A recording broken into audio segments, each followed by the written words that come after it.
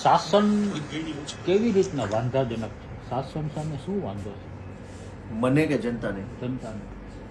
જનતાને મુખ્યત્વે સૌથી મોટા બે વાંધા છે. હમ. એક કે ભાજપના તમામ નેતાઓ, હમ. ગામડાના નેતાથી લઈ અને સંસદ સુધીના, હમ. તાલુકો, જિલ્લો, મહાનગર, બધા જ નેતાઓ ભયંકર અહંકારી અને અભિમાની છે. હમ. અને એમનું એક જ કામ છે કે કોઈ બોલે અને દબાવી દેવો. હમ. આ પરિસ્થિતિને જનતા રોજ જાગીને નજર સામે જુએ છે કે ભાજપના નેતાઓ હમ. જનતાને દબાવે છે હમ. અને ખોટું કરે છે. હમ. આ પહેલી પીડા સરકાર સામે. ખોટું શું કરે? ખોટું એટલે જમીનો પચાવી પાડવી, રેતી કાઢવી, કોલસા કાઢવા, સરકારી કામોમાં ભ્રષ્ટાચાર કરી લેવો, ખોટા કાગળો, ખોટા ડોક્યુમેન્ટ કરાવીને ફ્રોડ કરવા, ડ્રગ્સ વેચવા, દારૂ વેચવા, આ બધું જ ખોટા કામ ભાજપના માણસો કરે છે. એ જનતા જોવે છે અને એનાથી જનતા સખત નારાજ છે. એટલે પહેલો મુદ્દો એ છે કે ભાજપના નેતાઓના અહંકાર અને અભિમાનથી જનતા ત્રસ્ત છે. અને બીજું કે તમામ સરકારી કચેરીઓમાં જનતાને પૈસા આપ્યા વગર અને ધક્કા ખાધ્યા વગર કોઈ સાંભળતું નથી. નાનામાં નાનું કામ, જન્મ તારીખના દાખલા કઢાવવા માટે પણ પૈસા આપવા પડે છે. ઈ પીડા સૌથી મોટી જનતાની. જનતા એમ માને છે કે અમારે ક્યાં ખોટું કરાવવું છે. બરાબર છે. અમારા ઘરે સંતાનનો જન્મ થયો તો જનતાનો જન્મનો દાખલો કઢાવવાનો છે, એમાંય પૈસા દેવાના. તો તમામ સરકારી કચેરીઓમાં જનતાએ ધક્કા ખાવા પડે છે, અપમાન સહન કરવા પડે છે, પૈસા આપવા પડે છે. આ બે સૌથી મોટી બાબતના કારણે જનતા દુઃખી છે શાસનથી. આમાં વિપક્ષની ભૂમિકા શું હોય? વિપક્ષની ભૂમિકા બે છે. એક કે લોકો વતી અવાજ ઉઠાવવો, સડકથી લઈ અને સદન સુધી. અને બીજી ભૂમિકા છે કે સતત લોકોને જાગૃત કરવા, અલગ અલગ વિષય, અલગ અલગ મુદ્દાઓમાં સત્ય શું છે એની જાણ લોકોને કરવી. લોકો જો જાગૃત થાય તો લોકોમાં તાકાત આવે. માનો કે જાગૃત થઈ ગયા છતાં પણ વિપક્ષ ઉપર લોકો વિશ્વાસ કેવી રીતે કરશે? જાગૃત થઈ ગયો હું, પણ મને કેમ વિશ્વાસ આવે કે હું કોંગ્રેસને કે તમને મત આપું? એ વિશ્વાસ છે ને એ જાગૃત થાય એટલે આવે ઓટોમેટિક. કેમ કે હું છું, આજે હું ધારાસભામાં ગયો પછી મેં જે મુદ્દા ઉઠાવ્યા એ મુદ્દા વ્યાજબી છે. કેટલા નેતાઓ આમ આદમી પાર્ટીના અને કોંગ્રેસના ભાજપમાં વયા જાય છે. હવે હું તમને મત આપીને આજ કરવાનું હોય મારે તો સીધો ભાજપને ના આપો. એ એક દુઃખનો વિષય છે ગુજરાત માટે. આમાં વિશ્વાસનો મુદ્દો આ જ છે. વિશ્વાસ છે ને એ માણસના વ્યક્તિત્વથી નક્કી થાય, બોલી નક્કી નહીં થાય. ગોપાલ ઇટાલિયા તમે ગમે એને ટિકિટ આપો છો એવો અર્થ છે? ગમે એને ક્રાઇટેરિયા નથી રાખતા? નહીં, ગમે એને તો કોઈ પાર્ટી નો આપતી હોય. ક્રાઇટેરિયા દરેક પાર્ટીમાં હોય, અમારી પાર્ટીમાં હોય. પણ અંતે 100 માંથી 2 માણસ લાલચુ કે અતિ મહત્વકાંક્ષી નીકળે એવી સંભાવના રહેવાની. પણ 100 માંથી 100 ખરાબ ન હોય. 2 નીકળે તો વાંધો નહીં, 80 નીકળે છે. 80 નીકળે એ દુર્ભાગ્યનો વિષય છે. તો પણ 80 નીકળ્યા તો સામે 20. વિપક્ષની સિસ્ટમમાં કઈક ખામી નથી દેખાતી? નહીં, નહીં. એટલે એ પ્રશ્ન બે એંગલ છે વાતના. એક કે લાલચથી કોક માણસ ભાજપમાં જાય છે, બીજું કે ભાજપ વાળો પાછો એને લઈ લે છે. તો વિશ્વની કહેવાતી સૌથી મોટી પાર્ટીની એવી શું મજબૂરી છે કે વિરોધ પક્ષનો માણસ લઈ લેવો પડે? બરાબર છે, પણ આપણે તો વિપક્ષ મુદ્દે ચર્ચા કરીએ. એટલે બધા એવા નથી. 2-5% આવી ન બનવાની ઘટના બને છે. પણ હું તમારી સામે જ બેઠો છું, ધારાસભ્ય જ છું, અમારી ખુલ્લી ચેલેન્જ છે. આમાં છે ને મૂળ બાબત એ છે 30 વર્ષ થયા ગુજરાતમાં, છેલ્લા 30 વર્ષમાં વિપક્ષે એક પણ લડત આપી નથી રાજ્ય સ્તરની. વિપક્ષે નહીં, કોંગ્રેસે. અમે તો હમણાં આવ્યા. નહીં, એમ નહીં. કોંગ્રેસે કેવું પડે તો ખબર પડે કે વિપક્ષમાં અમે આવ્યા છીએ. હવે તો 2 વિપક્ષ છે, એ મભમ થઈ ગયો વિપક્ષ શબ્દ. તો કોંગ્રેસે નથી આપી અને તમારી પણ કઈ ઈરાદો દેખાતો નથી. અમે પેપર લીક મુદ્દે રાજ્યવ્યાપી લડત આપીને હું નિશુદાન 2 જેલમાં જઈને આવ્યા. પહેલી વાત.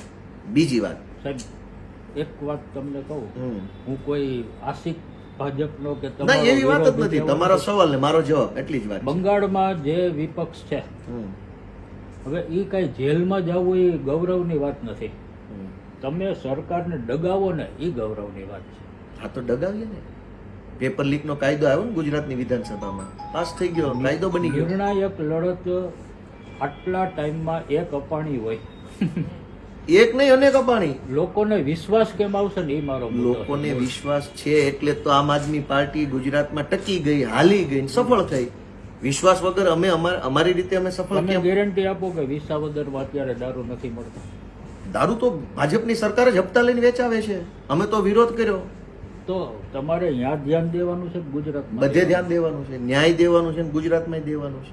તો અહીંયા કેટલા દિવસમાં દારૂ બંધી થઈ જશે? દારૂ અમારી સરકાર બને તે દિવસે બંધ થઈ જાય. અત્યારે તો ગૃહમંત્રી જ હપ્તા લેતા હોય તો ગોપાલ ઇટાલિયા ગમે એટલો વિરોધ કરે, કેમ તકલીફ પડશે? અમે વિરોધ કર્યો ને વિસાવદરમાં. અમારો પ્રશ્ન જ એ છે કે કેટલીક લડાઈ એવી છે જે સરકાર સુધી પહોંચ્યા પછી જેનું પરિણામ આવવાનું છે. કેટલીક લડાઈનું હમણાં આવવાનું છે. એવું આયોજન નથી તમારી પાસે શેનું? કે સમગ્ર ગુજરાતમાં એક મુદ્દે નિર્ણાયક તો બને? બરાબર છે, મુદ્દા તો લાખો છે, મુદ્દા લાખો છે. દરેક મુદ્દે તમે નિવેદન આપો એનો કઈ મતલબ ના, દરેક મુદ્દે આપ્યું નથી ને. એક મુદ્દે જ નિર્ણાયક ના બની શકે? બિલકુલ બની શકાય, અને છે જ. કયો મુદ્દો? અમારા તો સ્ટ્રીમલાઇન મુદ્દાઓ છે. શાળાનો મુદ્દો છે જેની ઉપર અમે સતત લાગેલા છીએ. આરોગ્યની વ્યવસ્થાનો મુદ્દો છે જેમાં અમે સતત લાગેલા છીએ, સરકારી શિક્ષણ દવાખાના.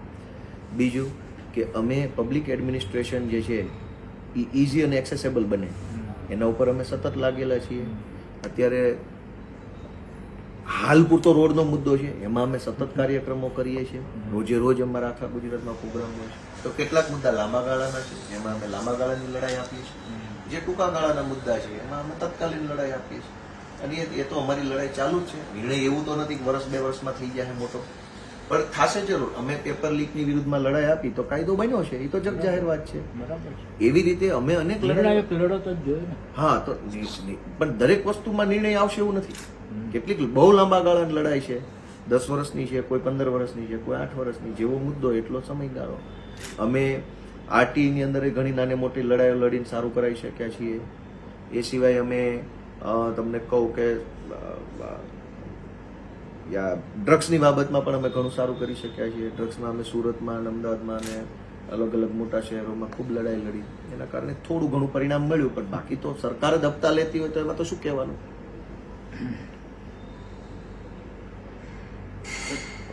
કોમન પ્રશ્ન છે કે કોંગ્રેસને આમ આદમી પાર્ટી સામસામા જ લડે છે, તો ભાજપને સીધો લાભ નથી? અમે નહોતા ત્યારે ભાજપને સીધો લાભ કોના કારણે થયો? અમારી રાજનીતિક હાજરી જ શાસન નહોતી. વિરોધી મત વિભાજિત ના થયું? હું શું કહું, અમે હતા જ નહીં. ગોપાલ ઇટાલિયાનો રાજકારણમાં કોઈ જન્મ જ નહોતો થયો ત્યારે કેમ કોંગ્રેસ હારી ગઈ? બીજા ગોપાલભાઈ હતા. કોણ હતું 2017માં? કોણ હતું? આડાવડા કેટલા બધા તો આવી પણ ગયા. 2017માં કોઈ નહોતું. રાજભાઈ, ભાજભાઈ, ફલાણું, હું શું કહું, 2017ની વિધાનસભાની ચૂંટણીમાં કોંગ્રેસ કેમ હારી? અમે તો નહોતા. અમે તો 22માં આવ્યા. 17માં કેમ હાર્યા? 17માં તો દલિત આંદોલન, ઠાકોરોનું આંદોલન, પટેલ આંદોલન, આટલું બધું હતું તોય કેમ હાર્યા? 17 જેવી ચૂંટણી કોંગ્રેસ હારી ગયા પછી હવે અમને સલાહ આપે? એટલે લોકોને તમે કેવી રીતના આકર્ષો કે કોંગ્રેસને મત ના દે? કોંગ્રેસને તો મત એમાંય નથી દેતા, એટલે તો એ હારે છે. અમારે તો એ કરવાનું છે કે ભાજપને ન દે. કોંગ્રેસને તો દે જ ક્યાં કોઈ છે. કોંગ્રેસ બહુ મહેનતમાં છે. રાહુલ ભાજપને જીતાડવાની મહેનત કરે છે, પણ એ સફળ નહીં થાય એમાં. કોંગ્રેસની મહેનત ભાજપને જીતાડવાની. એ અમે વિસાવદરમાં સાહેબના હોટલમાં જોયું. શું જોયું? આખી દુનિયાએ જોયું. એમાં તો લાઈવ વિડીયો જોયું. તમે શું જોયું? પૈસા આપતા હતા ભાજપમાંથી. ગોપાલ ઇટાલિયાને હરાવવાના ને ભાજપને જીતાવવાના ધંધા સાહેબના હોટલમાં કોંગ્રેસ વાળા કરતા હતી, અમે જોયું.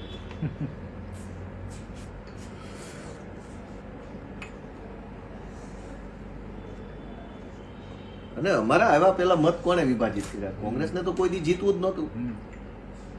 કોંગ્રેસને કોઈ દી ગુજરાતની સરકારમાં આવવા માટે રસ નથી. એ સ્પષ્ટ. એનો કયો નેતા જનૂની છે? જે ટોપ પોઝિશનમાં બે માણસો હોય, સ્વાભાવિક છે, 30 વર્ષ પ્રદેશ પ્રમુખ અને વિપક્ષનો નેતા સદનમાં, એ બે એના સૌથી મજબૂત કોઈ પાર્ટી નેતા ગણાય. કોંગ્રેસ પાર્ટીના છેલ્લા 10 વર્ષના વિપક્ષ નેતાઓ અને પ્રદેશ પ્રમુખો કયો એવો જનૂની માણસ હતો જેને સીએમ બનવું હતું? બનવું જ નથી, પરાણે હું કામ બનાવવા છે? અમારી પાર્ટીએ મુખ્યમંત્રી બનાવવા છે, અમારી પાર્ટીએ સરકાર બનાવી છે અને અમે એનું કામ કરીએ છીએ. કોંગ્રેસમાં તમે કહો કયા માણસને આમ જનૂન ચડી ગયું હતું કે દંડા ખાઓ, આપણે દંડા ખાઓ બાકી સરકાર બનાવો, એવો જનૂની માણસ બોલો કયું નામ છે? પ્રદેશ પ્રમુખ ને વિપક્ષ નેતા. આપણે ટાર્ગેટ શું છે? વિપક્ષ બનવો કે શાસક બનવો? એક જ હોય ને શાસક બનવાનો. 2 નંબરે આવવાનો ટાર્ગેટ થોડો જ, એ તો ઓટોમેટિક આવી શકાય.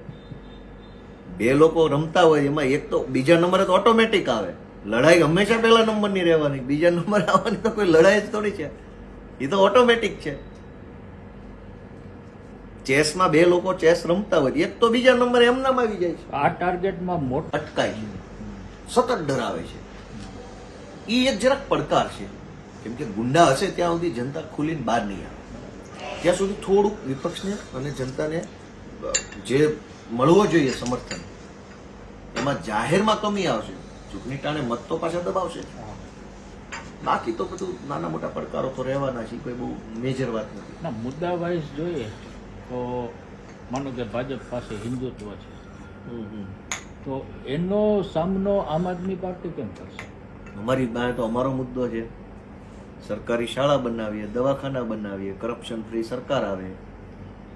પણ એક અભિપ્રાય તો આપવો પડશે ને હિન્દુત્વમાં. અભિપ્રાય તો સ્પષ્ટ છે, અમે તો ભેગા છીએ. કાલ રાત્રે 4 નવરાત્રીમાં માતાજીને દર્શન કર્યા, એ બાબતે તો ક્યાં કહેવાનું પણ છે.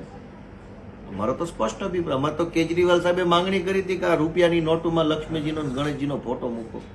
કાનો મૂક્યો? શુભ કરતા પ્રતીક છે. લક્ષ્મીજી એટલે તો સ્વયં લક્ષ્મીજી છે અને ગણપતિજી શુભ કરતા. અમે તો કીધું કે મૂકો 500 નોટમાં ફોટા. કાનો મૂક્યા મોદીએ. એક નવો દ્રષ્ટિકોણ થઈ શકે કે ભાજપનું હિન્દુત્વ કેટલું તકલાદી છે એવું વિપક્ષ સાબિત ના કરી શકે. એમાં એવું છે કે એ મુદ્દા કરતા તે સારો મોટો મુદ્દો એ છે કે આજે મારું મરવાની અણી આવી ગયો છે. કમાણીમાં કઈ રહ્યું નથી. બેફામ દારૂ ડ્રગ્સ વેચાય છે, છોકરાના જીવનના ઠેકાણા, નબીરાઓ ગાડીઓ. લોકો તો હિન્દુ છે, મારા કરતા વધારે તમે જાણકાર છો. જે નશામાં હોય છે એને સમજદારી ના હોય. નહીં, સમજદારો ઘણા છે ને. 45 લાખ લોકોએ અમને મત આપ્યા ને, તો એ સમજદાર હશે તો જ આપ્યા છે. હવે 45 ના 90 કરવાના, તો એ દરેક 45 લાખ લોકોને જવાબદારી સોંપીએ છે કે તમે ખાલી 2 મત વધારે ન ખાઓ એટલે 90 થઈ જાય. 90 થાય તો કેમ શાસન મળશે?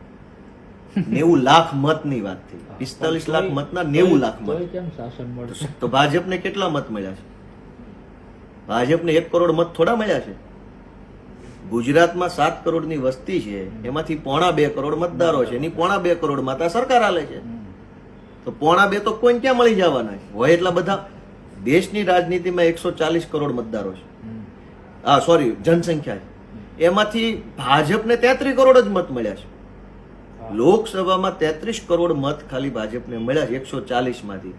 100 કરોડ લોકો જ ભાજપને મત નથી દીધો, તોય વિશ્વની સૌથી મોટી પાર્ટી ઘોષિત કરી. એટલે આ આંકડાની ગેમ જોશું તો ભાજપ એટલી પાવરફુલ પાર્ટી નથી. દિલ્હીમાં તો એકદમ સામાન્ય સંખ્યાની વસ્તી, એમાં આવડો મોટો ચહેરો, આવડી મોટી સરકાર, આટલી તાકાત, છતાંય વિપરીત પરિણામ. વોટ ચોરી કરી. રાહુલ ગાંધીને જે વસ્તુની 1.5 વર્ષ પછી ખબર પડી, એ મુદ્દો તો ચૂંટણી પહેલા કેજરીવાલે ઉઠાવ્યો હતો. 2 વખત ડેલિગેશન લઈને ઇલેક્શન કમિશનને મળવા ગયા હતા, પોતે પ્રેસ કોન્ફરન્સ કરી હતી અને કીધું હતું કે દિલ્હીમાં વોટ ચોરી થાય છે. એક વિધાનસભામાં 15,000 વોટની ચોરી થઈ. એ મુદ્દો તો ઉઠાવ્યો હતો એમણે, અને એના કારણે તો સરકારમાં લોસ આવ્યો. અને તે દિવસે કોંગ્રેસે મજા લીધી, તે દી સપોર્ટ ન આપ્યો. કેમ કે એને એમાં તો ભલે ભાજપ જીતે, કોંગ્રેસ આમ આદમી પાર્ટી હારે તો વાંધો નથી. પછી જયારે પોતે હાર્યા મહારાષ્ટ્રમાં અહીંયા ત્યાં, ત્યારે ખબર પડી કે બાપુ આ તો મરી જાય એવો ધંધા છે. એટલે હવે રાહુલ ગાંધી હવે એ બધું આ મુદ્દો ઉઠાવ્યો, વોટ ચોરી નામ ને તેમને. તો દિલ્હીમાં કેમ ના ઉઠાવ્યો? બરાબર છે. અને દિલ્હીમાં તે આપણે કહીએ સરકાર હારી ગઈ, 1% મતના ગેપથી સરકાર હારી. 1% મતથી હારે એટલે અર્થ શું? કઈ નહીં. સરકાર પ્રત્યે જનતાને વિરોધ હોય ને તો 10%ના ગેપથી સરકાર હારી જવી જોઈએ. અને બદલે માત્ર 1% મતનો ફરક છે ભાજપને આપની વચ્ચે દિલ્હી વિધાનસભામાં. એટલે અડધી વોટ ચોરી હતી એવું થયું? 100% હતી જ, ઓન પેપર છે અડધી. 100%. કારણ કે તમને કઈ ઓછા નથી મળ્યા, તોય એટલા મત મળ્યા. વોટ ચોરી ના હોત તો પાછી કેજરીવાલની 65 તમને મત મળે તો વોટ ચોરી નથી એવો અર્થ થયો. અમને મળે કે ન મળે, અમે તો પુરાવા સાથે આપ્યું ને. તો ઇલેક્શન કમિશને કેમ એનો હજુ સુધી જવાબ ન, અમે તો કીધું કે ભાઈ આ વોટ ચોરી છે, લ્યો આ પુરાવો, આ પત્ર, ફરિયાદ, કાં જવાબ ન આવ્યો? પડકારી શકે. ભાઈ બધું પડકારેલું જ છે.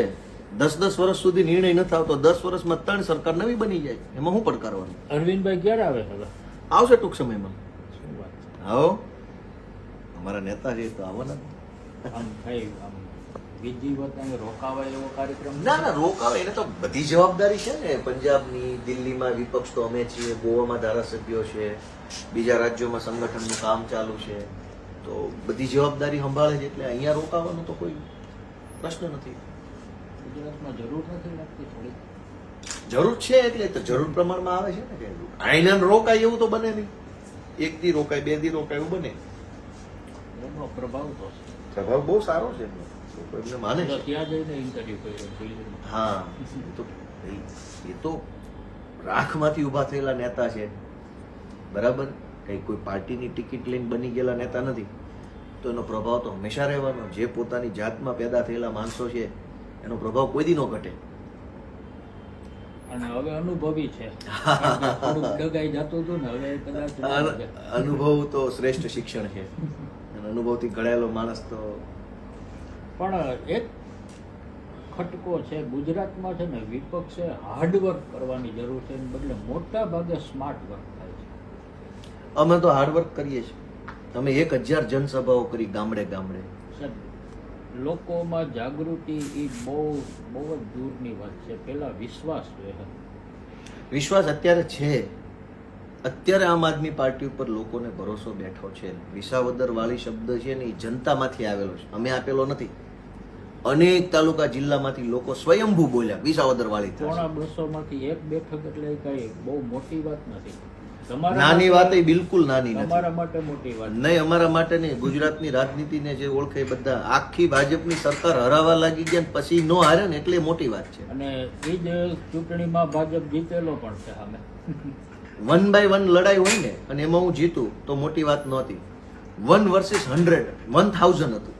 ભાજપના 1000 નેતાઓની સામે જનતાએ ગોપાલ ઇટાલિયાને જીતાડ્યો એટલે મોટી વાત છે. ગોપાલ ઇટાલિયા માટે એ ઇતિહાસ છે. એ તો બધા માટે છે. મારે પણ તમે સમગ્ર ગુજરાતની એક બેઠકના આધારે ઇલેક્શન હારે એવું તો આપણા ગુજરાતમાં નહીં, લગભગ કોઈ એવું દિવસ આપણે- દાખલો નથી આપણે બન્યો ને. કહી એમાં જો આ એ સૂત્ર મસ્તીનું છે. એ જનતાએ આપેલું છે, અમે નથી આપ્યું. હા, એ બરાબર છે. પણ એ સૂત્રને સાર્થક કરવા જે હાર્ડવર્ક જોઈએ છે ને, એવું નથી દેખાતું. અમે વિસાવદર વિધાનસભાની ચૂંટણી પછી અલગ અલગ કેટલાય બધા પ્રોગ્રામો કર્યા, ખેતીને લગતા પ્રોગ્રામો કર્યા, અમે આ સભાઓ કરી, અમે લોકસભા. લડાયક નેતા જોઈએ છે. તો હવે લડીએ તો છીએ જ ને. એમાં લડાઈકમાં બીજું શું છે? અમે ક્યાં નથી લડતા. અમારા ઈસુદાનભાઈ, રાજુ કરબડા, પ્રવીણ રામે ઘેડની યાત્રા કરી, રાજુભાઈ ખેડૂતોના મુદ્દે પર હાલે છે, ઈસુદાનભાઈ ઓલ ઓવર જોવે છે, મેં પોતે ચાલુ. આમાં લડાઈમાં ક્યાં ઘટે છે? આમ આદમી પાર્ટીની સરકાર હોય અને ભાજપ વિપક્ષમાં હોય તો કયા લેવલે હોય વિપક્ષ? એ તો આવે વિપક્ષમાં, પછી અમે એને ઠમઠોરીને હરખા કરશું. એ તો એને અમારી જેવી સરકાર નથી મળી. એ જે રીતની દાદાગીરી વિપક્ષ સારે કરે છે એટલી જો અમે કરશું ને તો કરી બતાવ વિપક્ષ કેવો છે એમ. એટલે આ તો હું છે. તમે સક્ષમ છો વધારે?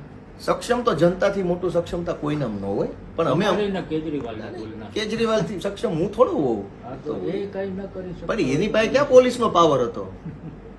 આ તો બધા ભ્રષ્ટાચારીઓ છે, તમે સમજો. વિપક્ષમાં આવે ત્યારે જોશું કે કેમ કેટલો દમ છે. અમે જે દંડા ખાઈએ કે એમાં અડધો દંડા ખાઈએ કે કહેજો ને ભાજપ વાળા. એ તો સરકારમાં છે એટલે બધી મોટી મોટી એક વાતો. કોંગ્રેસની મર્યાદા એ રહી છે હા. જે મને આમ આદમી પાર્ટીની પણ દેખાવા લાગી. હા. કે કોંગ્રેસ શું કરે? વિપક્ષનું કામ શું છે? લોકોના અવાજને વાચા આપવી. કોંગ્રેસ શું કરે છે કે અમે કે ધરણા કરીએ ને તો અમારી ધરપકડ કરી દે છે, અટકાયત કરી દે છે. અરે તમારા પ્રશ્નો અહીંયા રજૂ નથી કરવાના, લોકોના પ્રશ્નો તમારે રજૂ કરવાના છે ઉપર. એને બદલે કોંગ્રેસ સતત ફરિયાદ કરે. એ જ વસ્તુ શું ફરિયાદ કરે છે? બસ કે આ અમને વિરોધ કરવાય નથી દેતી. આપણે એવું નથી કે હવે એ વસ્તુ છે ને, એમાં વિશ્વાસ ના આવે કે આ શું કરશે ઉપર જઈને. ના ના, એવી કોઈ વાત નથી. બેય હોય. એક તો અમે જનતાના કેટલા પ્રશ્ન રજૂ કર્યા ઈ અમે કહેતા હોઈએ છીએ અને ઈ વખતે અમને રોકવાની કેટલી કોશિશ થઈ ઈ કહેવું પડે, બે કહેવું પડે, તો જ તમને ખબર પડે ને. તમે મને ચોકીદાર તરીકે ગેટે ઊભો રાખ્યો હોય તો મેં ચોકીદાર તરીકે કેટલું કામ કર્યું એ તો મારે તમને કહેવાનું છે. પણ હું કામ કરતો હતો ત્યારે કેટલા લોકોએ મને હેરાન કર્યો એ મારે તમને કહેવાનું છે. તો જ તમે ઓલા લોકોને કહેશો ને કે ભાઈ મારા ચોકીદારને હેરાન ન કરતો.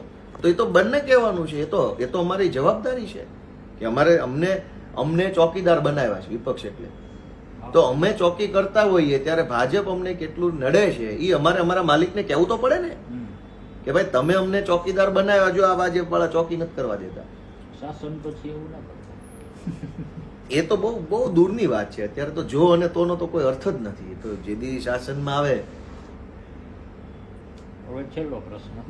કાંઈ વાંધો નહીં. મને ગોપાલભાઈ કેટલો ટાઈમ રોકાવાના ક્યાં આમ આદમી પાર્ટીમાં?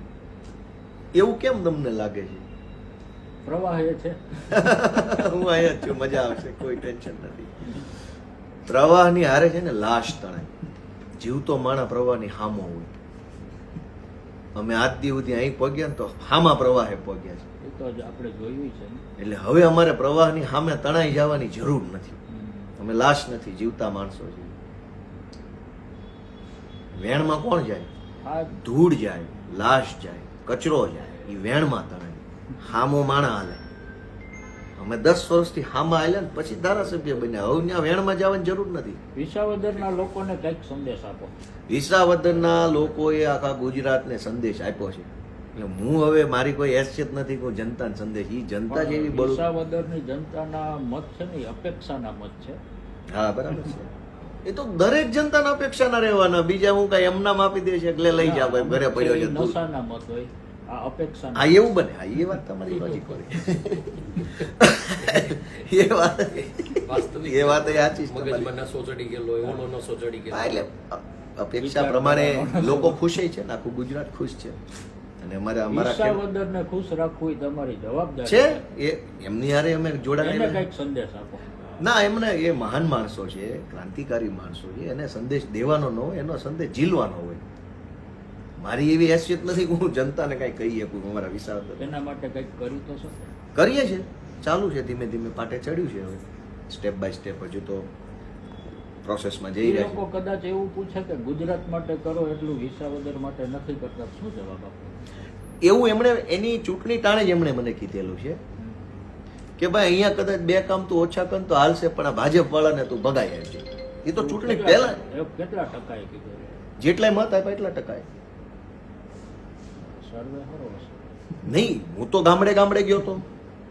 મેં વિસાવદરના 95% ગામમાં સભા કરેલી છે. આમને સામને બેસીને થયેલી વાત છે. ગામ દીઠ ચર્ચા થયેલી છે કે ભાઈ મને તમે ચૂંટીને મોકલશો તો હું ઓલા લોકોને માપમાં રાખીશ. તો જનતાએ કીધું ઓકે જા. ત્યારે આમ કિંમત કે ઓફર કે કઈ થઈ? ઓફર તો જે માલ વેચવા કાઢ્યો હોય એની હોય. પણ આમ ન થાય ને, પણ માલ વેચવા જ નથી કાઢ્યો. ક્યાં ઓફર જ કરવાની છે કોઈ? હું કામ મને ઓફર કરી જાય? પણ ઘણા ના વેચવું તો આમ કિંમત તો નક્કી કરે. એવી તો ભાજપની હિંમત નથી કે મને પૂછી જાય. હા, કાંઈ થોડું કાંઈ રેઢું પડ્યું છે, ગમે આવીને પૂછીને વયા જાય. 2 વાત તમે સમજો. મને કોઈ આવો પ્રશ્ન પૂછે તો હું કેટલો મહાન છું એ સાબિત કરવા એમ કહી દો 200 કરોડની ઓફર ને મંત્રી પદ હતું, મેં ના પાડી દીધું. તો સાંભળનાર લોકોના મન ઉપર ખોકો પડી જાય. ગોપાલભાઈ મંત્રી ના પાડીને બેઠા જ, બોલો આપડી યારે. પણ મારી જેવો માણસ એમ વિચારે તને પૂછી તો ગયા ને એકવાર, મતલબ તારી કિંમત તો થઈ ગઈ છે. હવે થોડુંક આખું પાછું છે. 250 કરોડ. મેં તમને એમ જવાબ આપ્યો, મને જેને પૂછ્યું મેં જવાબ આપ્યો ભાજપની ઓકાત કેમ થઈ જાય મને પૂછી જાય. અમે હું કઈ માર્કેટમાં મૂકેલો માલ છે તમે આવીને ભાવ પૂછી જાઓ? પૂછવાનું જ નથી કોઈએ કાંઈ. મારો આ જવાબ મેં જ્યારે જેણે પૂછ્યું એમાં આ જ જવાબ છે. તમારી હિંમત કેમ થાય તમે મને પૂછી જાઓ? પણ જનરલી રાજકારણમાં લોકો એમ જાવ કે મને આટલું ઓફર હતું મેં ના પાડી દીધી. એનો અર્થ એવો કે ઓફર ને લાયક તો 100, પણ ઓફર બરાબર નહોતી. તો બરાબર ઓફર આવે સોદો પડાઈ દે. પણ મારામાં તો સોદો પડવાનો જ ભાઈ, ઓફર જ નથી કરવાની. આ ભાઈ છે એ વેચવા કાઢ્યા નથી. નવું સંગઠન, નવી ટીમ બને છે, એમાં શું તમે ના, કોને કીધું નવું બને? સારું, નવા લોકો તો જોડાય છે. એ તો કન્ટિન્યુઅસ પ્રોસેસ છે, પ્રવાહ છે. 50 લોકો નવા આવે, 2 લોકો નિષ્ક્રિય થઈ જાય, 1 માણસ પાર્ટી છોડ દે, પછી 50 નવા આવે, એમાંથી 3 જણા પાછા નિષ્ક્રિય થઈ જાય, 4 લોકો હોદ્દા ઉપર આવે, 3 લોકો ઘરે બેસી જાય, વળી 100 ન, એ તો પ્રવાહ છે. એ કઈ એક જ સમયે કરવાનું કે ડેડલાઈન વાળું કામ નથી. શુક્રવારે પૂરું. ચૂંટણી માટે વિશેષ કોઈ તૈયારી? ચૂંટણીની તો આ બધી સંગઠન આ ઈ ચૂંટણી, મેં શું, સંગઠન એક પ્રવાહ છે, સતત 12 માસ જીવો ત્યાં સુધી હાલતી. એની કોઈ ડેડલાઈન નથી કે ભાઈ હવે ફેબ્રુઆરી 2028 બધું કમ્પ્લીટ. મકાન બનતો જ ખબર પડે કે હવે બની ગયું, રોડ બનતો જ ખબર પડે બની ગયો. આ તો સંગઠન તો એક પ્રવાહ છે, એ કોઈ દી પૂરું નથી થતું. આવે છે જાય છે, આવે છે જાય છે, આવે છે જાય છે, એનો કોઈ અંત જ નથી. ચૂંટણી ન હોય તોય ચાલુ રહે, ચૂંટણી હોય તોય ચાલુ રહે. એ તો એનું કોઈ પ્રવાહનું શું વિશેષ કઈ કેવું હોય તો? વિશેષમાં તો કહેવા જેવું એટલું જ છે કે ગુજરાતના લોકો જે છે એને ઘણું સહન કરી લીધું છે. આટલું બધું કરવાનું જરૂર નહોતી, છતાંય ઘણું સહન કરી લીધું છે. હવે આપણે કમસે કમ આપણે કંઈક સારી વસ્તુ પામવાને લાયક માણસો છીએ. સારું જીવન, સારી વ્યવસ્થા, સારી સુવિધા પામવાને આપણે લાયક છીએ. આપણે આટલું બધું સહન કરવું પડે એવા માણસો તો નથી જ. સારી વ્યવસ્થાને લાયક છીએ, સારી સુવિધાને લાયક છીએ, જે આપણને હવે કમસે કમ મળવું જોઈએ. હવે ઘણું ભોગવી લીધું છે અને હવે નહીં મળે ક્યારે મળશે? તો લોકો પોતાનો આત્મા જગાડે, બસ એટલી જ મારી વિનંતી છે. આત્મા જગાડો, તમે બહુ ભોગવી લીધું છે ભાઈ. હવે કંઈક તમારા સારા દી આવવા જોઈએ અને એના માટે આત્મા જાગશે તો જ તે કંઈક થશે, બાકી નહીં થાય. કોઈના ભાષણોથી, કોઈ સભા, કોઈ પાર્ટીથી નહીં થાય. માણસનો આત્મા જાગશે તો જ એનું સારું થાય.